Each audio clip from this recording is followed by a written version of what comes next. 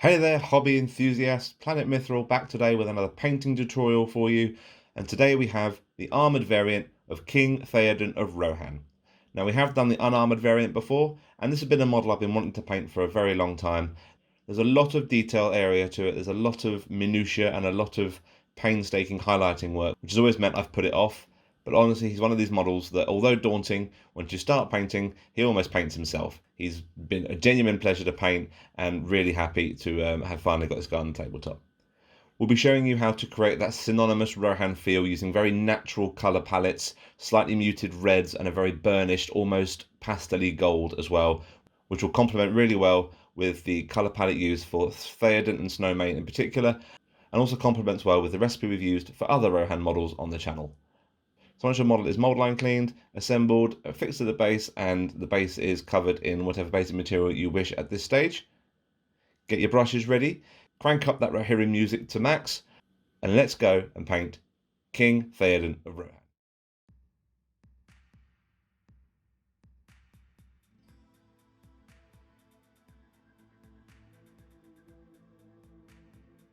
Base colours. We're going to start, as we always do, and apply a base coat of Bogman's Glow to the face.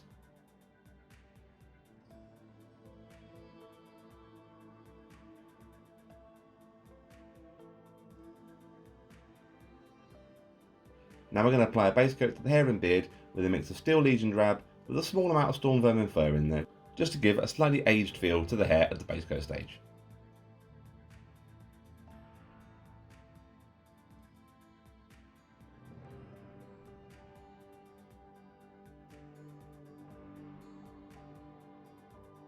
Now we're going to use a mix of Rhinox Hide, toned down a little bit with Abaddon Black, and apply this as a base coat to all the armour plating. Don't worry too much about going over all the gold, we want a nice solid base coat for the gold later on, and it's much easier to paint the gold over a brown base coat than it is a black base coat.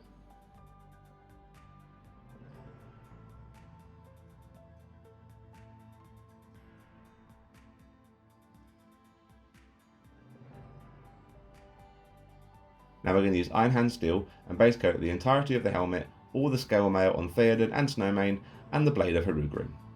Again, don't worry too much about the gold detail, the burnished look we want for the gold on the helmet will work really well with the Iron Hands base coat.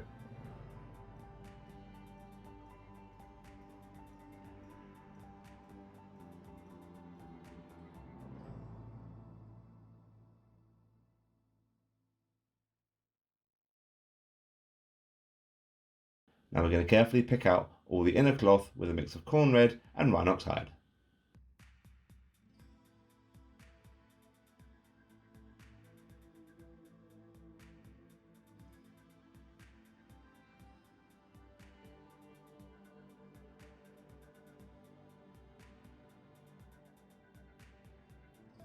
Now we're going to base coat Snowmane with Grey Seer thinned down with Lamian Medium. Now this is going to be a super tricky base coat to get on smoothly, so we recommend applying multiple thinned down layers to get a really nice smooth finish to the horse's flesh. So by building up thin layers of grey, we'll get a nice solid finish to Snowmane to work off later on down the line. Now we're going to use a mix of Mournfang Brown and Dryad Bark and base coat all the horse dressing. Make sure we get all within all the segmentations of the leatherwork and the underside as well for a uniform finish.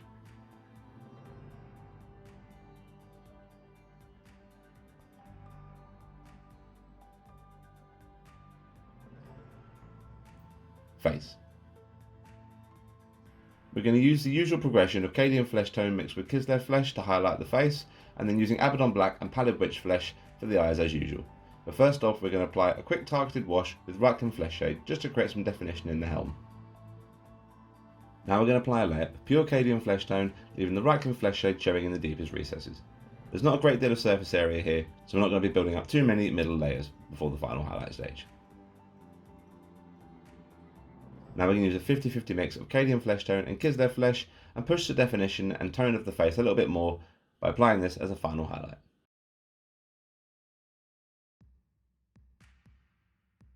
When you're happy with how your face looks, we're going to paint in the eye recesses with Abaddon Black, and then finish off the pupils with Pallid Witch Flesh. As you can see, because there's not so much surface area on the face, we can get away with doing slightly more minimal work to the face and still get a really effective look overall. Hair and beard. We're going to be layering up using Ungor Flesh and Screaming Skull with intermediate washes of Agrax Earthshade and Cerumen Sepia to paint in Theoden's characteristic hair. To start with, we're going to apply our first pre-washed layer by adding some Ungor Flesh to the Steel Legion and Storm Vermin fur mix.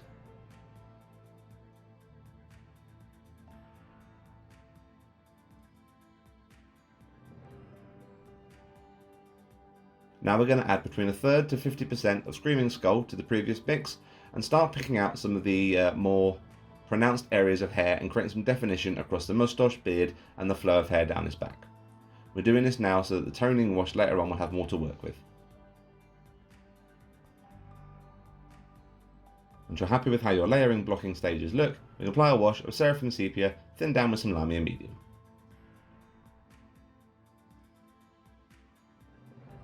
Once the wash is dry, we can apply a highlight of pure Screaming Skull and focus on picking out more individual hairs across both the beard, moustache and creating more definition and flow on the hair.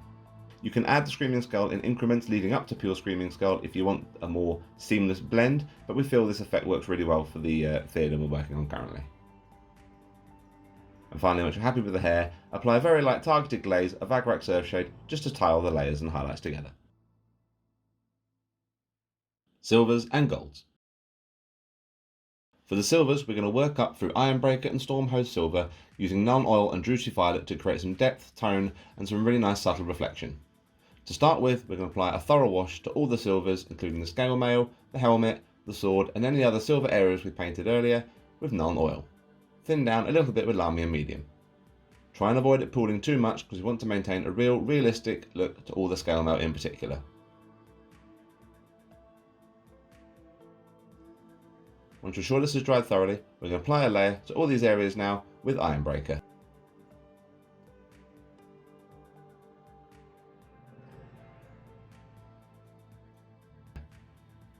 This is easier around the helmet and defining the sword blade, but the scale mail will be a little bit more tricky and time consuming as we're looking at this stage, picking out the individual segments of mail, leaving the Non-Oil showing in the recesses.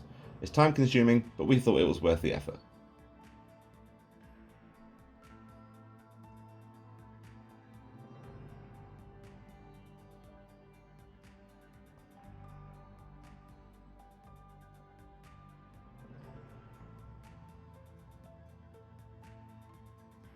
Once you're happy with how this is looking, we're going to start applying some thinned down glazes of Druchii Violet just to create a little bit more warmth and give the silvers a little bit more of a reflective feel.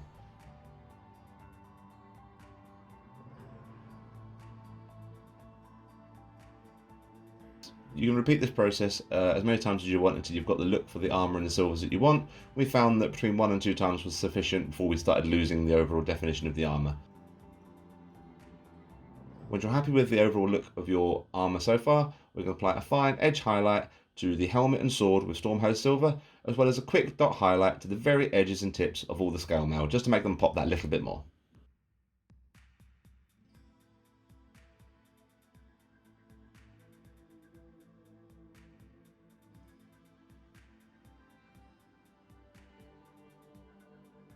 Whilst also framing the armour on the horse's head and creating a little bit more sharpness and definition there too.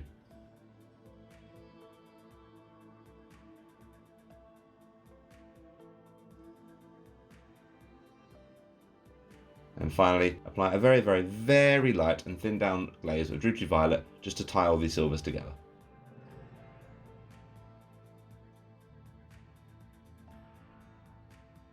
Now for the gold, we're going to be working up using Liberator Gold and Pallid Witch Flesh as our highlighting layers from the base coat mix, with Agrax Earthshade and Druchii Violet used to tone back down. So first off, we're going to painstakingly start picking out all the gold areas in the armour. Now you're probably wondering why we decided to base coat the armour first with brown and then go back and paint in all the recessed details with the gold. Well, this is because we found that the gold covered better and more consistently with the rest of the model over a brown base coat than it did a black base coat. You will probably bleed out onto the brown, but it's okay, we're going to go back and tidy those up afterwards, but we found this way, albeit slightly more challenging to accomplish, gave us the best effect.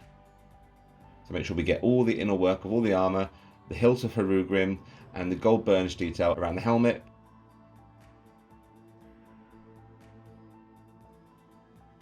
If you're stuck for where this gold needs to go, do what we did and pull up a reference picture, because it really does help in that exact placement of gold.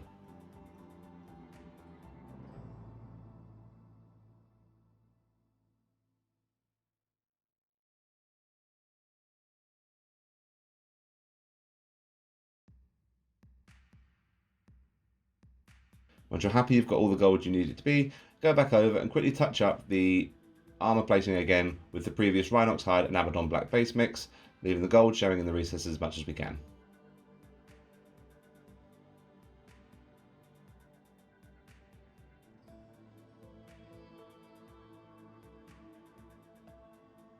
Now we're going to apply a targeted wash to both the armour and the gold at this stage with Agrak Surfshade, thinned down with Lamia Medium.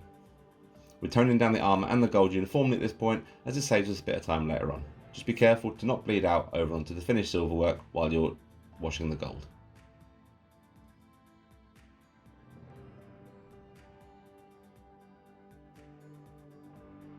At this stage also we're going to tone down the horse dressings as well, again to save us time and create a nice uniform look with the wash toning.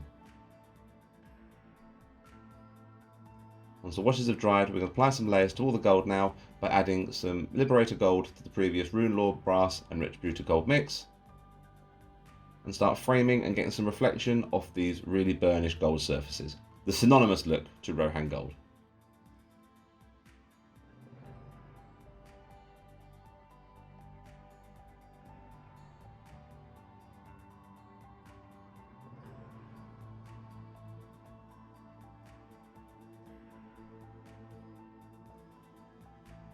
Before the final highlight, we're going to apply another glaze now, this time again with Drutri Violet, just to the gold, just to tie it in with the look for the silver. This will create some subtle uniformity which will really help complement all features on the model. Start applying highlights now with a mix of Liberator Gold and Pallid Witch Flesh, building up the Pallid Witch Flesh in as small increments as you want, but by the time you reach the final highlight stage, your mix should be 50% Liberator Gold and 50% Pallid Witch Flesh. And at this stage you're looking at just a dot highlight across the gold, just where the light will be catching the most and creating a really good sense of shine and reflection.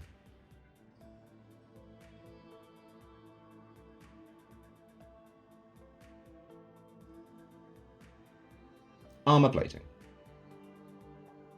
We're using quite a minimal mix for the armour at this stage. We're going to be using Scrag Brown and Baneblade Brown as our two main ways of layering and highlighting up the armour. Now, as we've already toned down our armour, all we need to do now is start layering it up. So we're going to start adding in some Scrag Brown to the previous Rhinox Hide and Abaddon Black base coat mix, and apply this as a layer, leaving the Agrak Surfshade showing in the recesses of the armour plating.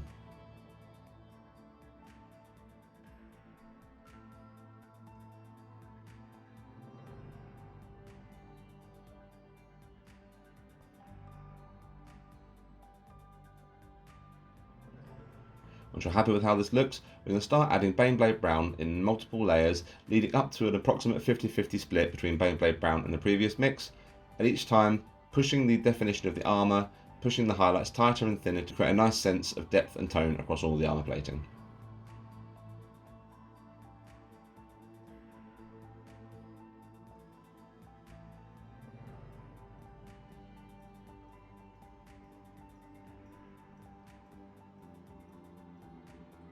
Working your way up to an edge highlight of pure Baneblade Brown for the final highlight stage, just to make those browns really pop, and the Baneblade Brown we found really complemented with the burnished and almost muted look we've got for the Rohan Gold.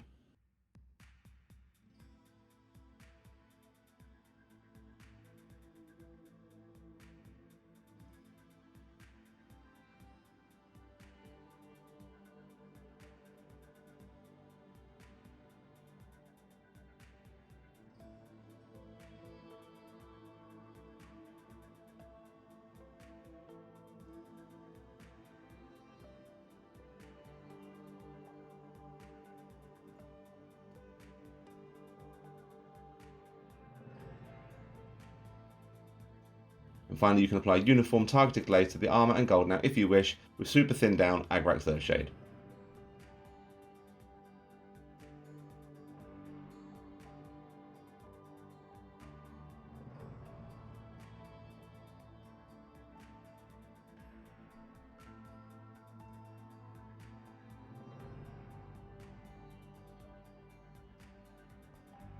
Red cloth. We're going to be using Evilsun Scarlet and Full Green Pink to layer up our cloth, with Gal Vorbak and Carabao Crimson to shade down.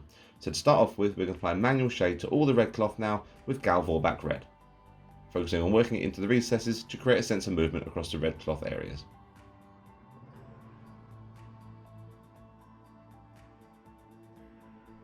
Now we're going to start adding in Evilsun Scarlet to the previous Corn Red Wine Oxide base coat mix and start layering up the cloth, leaving the Gal Vorbak shade showing in the deepest recesses.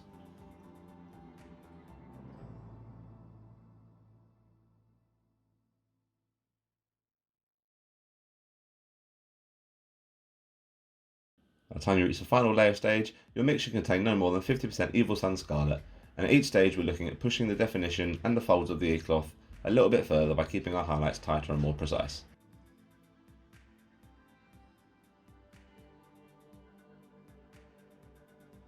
For the penultimate highlight stage, we're going to start adding in Full Green Pink. You're looking at approximate 1 part Full Green Pink to 4 parts the previous layer stage, and build it up gradually. Now the Full Green Pink will desaturate the red a little bit and give it a more of a naturalistic feel, which complements the look we're going for Theoden.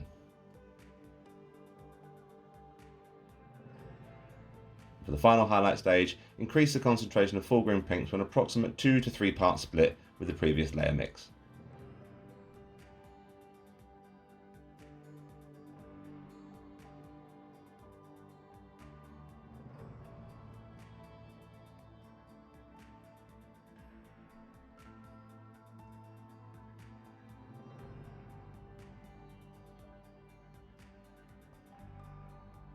And finally apply a very thin down glaze of Carabao Crimson just to tie all these together and bring a little bit more warmth back to the cloth.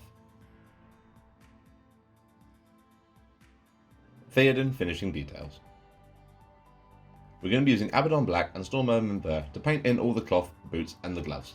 So we're going to start off with a 50-50 mix base coat of Abaddon Black and Stormvermin Fur.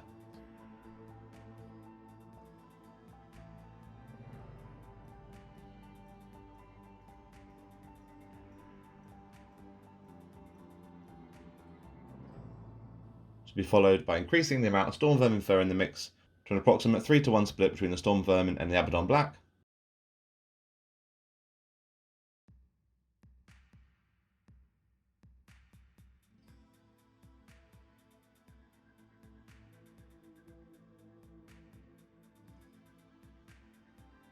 And finally an edge highlight with pure Stormvermin Fur.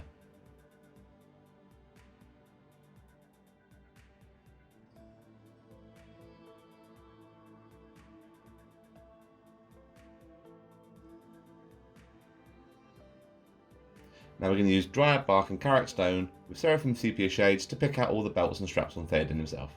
So I'm going to start base coating the stirrups, the belts, and any straps and leathers around Theoden himself with Dryad Bark.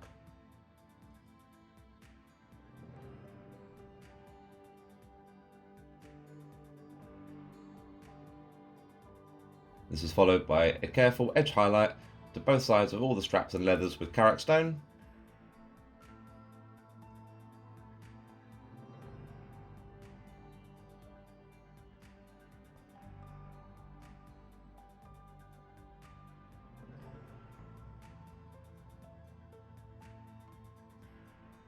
Followed finally by a quick targeted wash with Seraphim Sepia.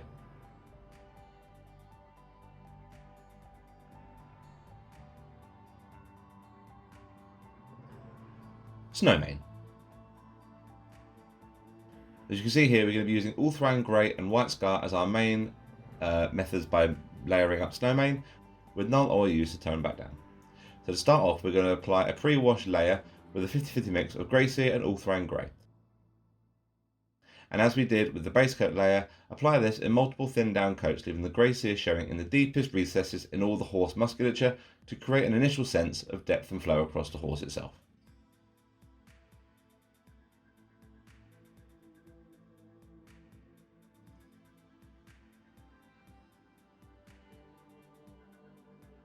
Now for the toning back phase, we're going to start applying multiple washes of super thin down non-oil.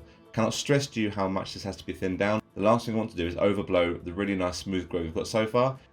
Remember, you can always add more wash, you can't take it away once it's on and dried.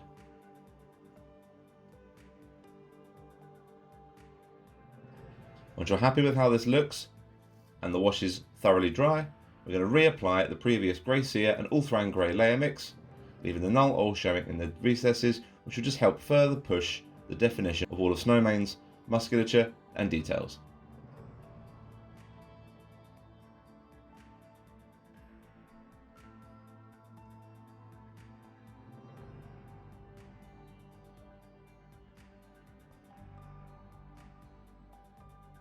Now we're going to start adding small amounts of white scar to the previous grey cere ultramarine grey mix and start applying this as a highlight to all of Snowmane.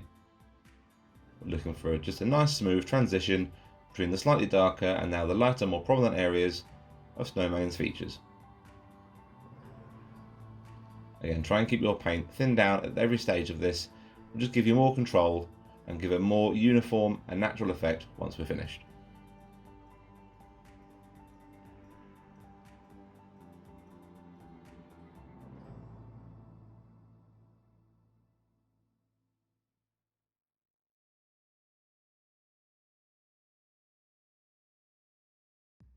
You can keep adding white scar for the next few highlighting stages until you're happy with how the horse looks overall.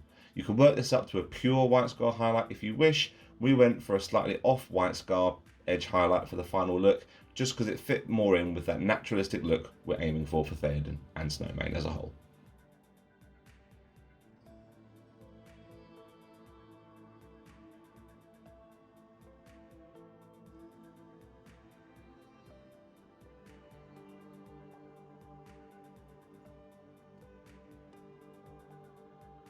And then, as we did with Theoden, we painted in Snowmane's eyes with Abaddon black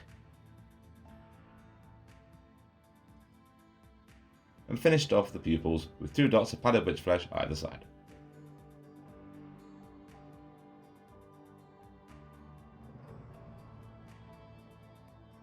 Horsehair.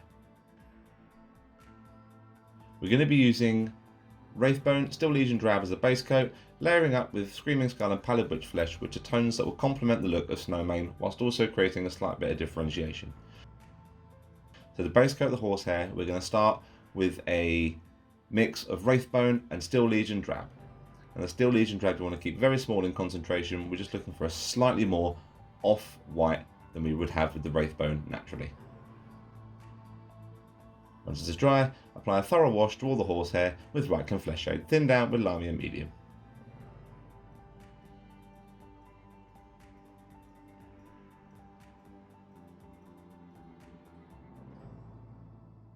Once your wash is dry, we're going to start picking out the individual horsehairs now and blocking out the larger areas with pure Ushabti bone. Try and keep your paint in long, unbroken streaks as much as we can to maintain a uniform and natural finish to the horsehair.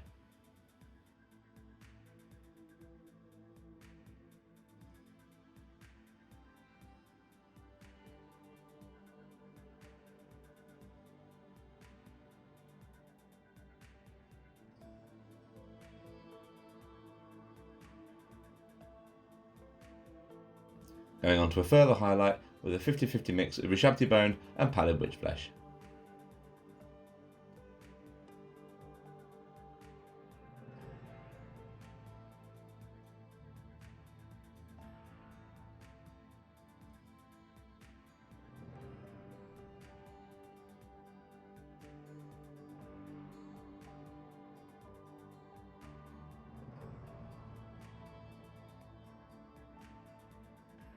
Horse dressings. We're going to be using a slightly unconventional mix for the horse dressings, layering up through Cadian and Kislev. Now again, as we've already toned down the horse dressings at the same stage as the armour and gold, now all we have to do is worry about layering it up and highlighting it up and finishing off the overall effect. To start off with, we're going to add a small amount of Cadian flesh tone to the previous Mournfang Brown Dryad Bark mix and start the painstaking process of picking out each individual segment of leatherwork detail on the horse dressings. It's worth noting you could accomplish this with a dry brush, but you really lose a lot of the overall effect. Now that's done, we're going to start applying a very fine edge highlight to each segment of leatherwork by adding in Kislev flesh to the previous layer mix. We're looking at framing the upper areas of all the leatherwork. So as you can see here, we're not going all the way around each segment, we're focusing on the upper area and an area that will be focusing more towards the light, based on its position on the horse itself.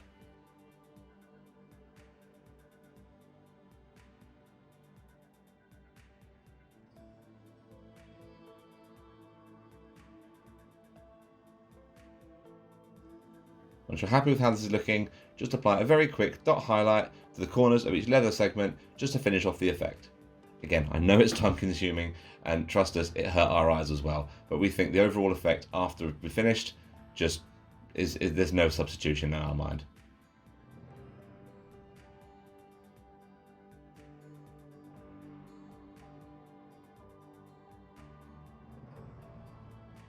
Once you're happy with how this looks, apply a super thin glaze of Raglan Flesh Shade to tie all this together and apply a nice bit of subtle aging to these leather areas.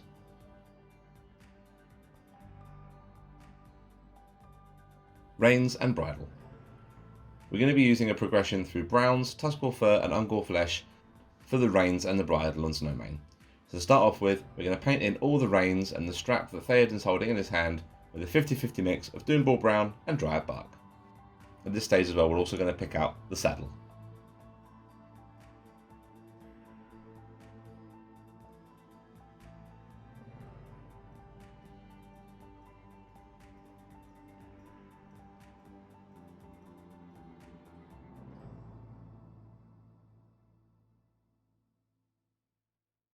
Now we're going to apply highlight to the reins, bridle and saddle by adding 50% Tuscal Fur to the previous base coat mix.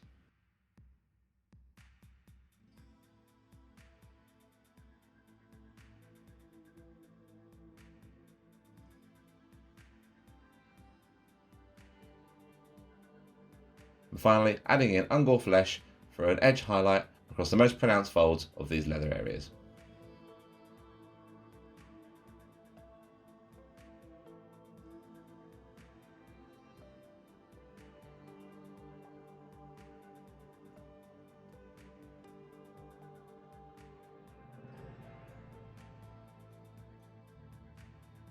Shield. We're going to start the inner areas by using a variation of greys, Skaven Black Dinge, Storm Vermin Fur, layering up for Ulthuan. We're going to start base coating the inner workings of the shield with Skaven Black Dinge. At this stage we're focusing on picking out the bulk of the triangles in the recesses and the circular divot around the outside.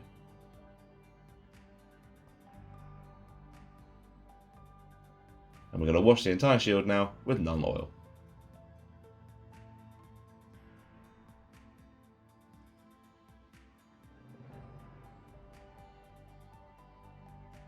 Now we're going to frame each of these triangles with a very, very fine highlight of Storm Vermin Fur.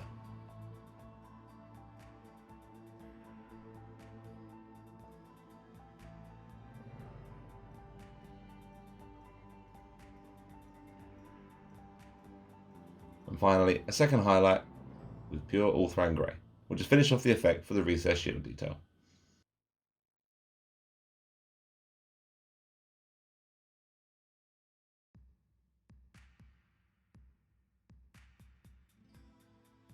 Now we're going to use a simpler gold method, and this will match up quite well with the palette for the other gold ones we've done. So we're going to start painting the rest of the shield areas with Runelord Brass. This includes the more raised areas and the sunburst pattern on the front, as well as the entire rim around the outside of the shield itself.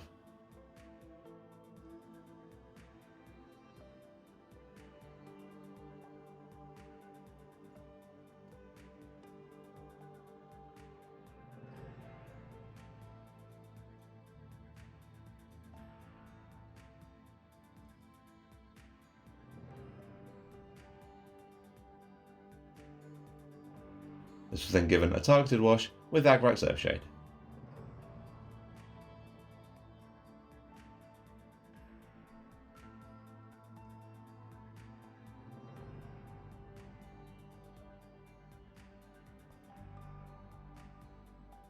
And was then highlighted with a 50-50 mix of Runelord Brass and Stormhost Silver. And as you can see, we've got a fairly simple way of recreating that iconic shield that Theoden has from the films. It wasn't too stressful, right?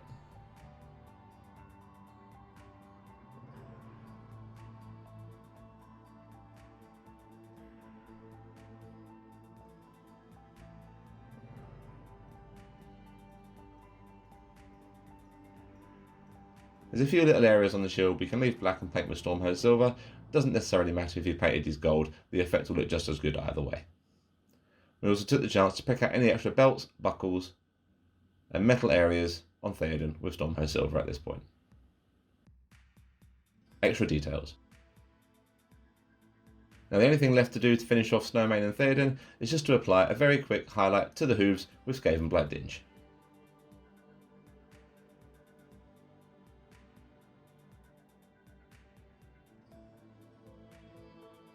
Basing. We opted for our usual method of basing, starting with a thorough dry brush of dried bark on the base sand, followed by a lighter dry brush over the top with Gorthor Brown,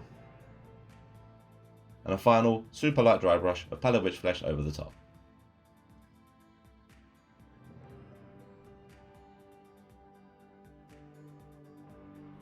The base was then decorated accordingly, and the rim of the base was painted with a solid line of dried bark.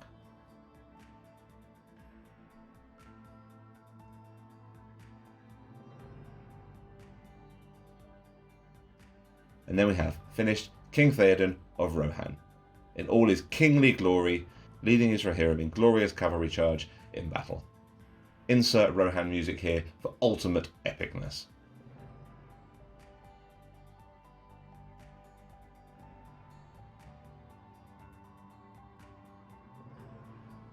We did also paint up the foot variant. Now the green on the foot variant was base coated with Lupercal green, which was then layered up with Lupercal green and Zemesi Desert, and highlighted by adding Snarsink green to the mix for a couple of subsequent stages. Otherwise, the paint recipe for Mounted Theoden works perfectly for Unmounted Theoden as well.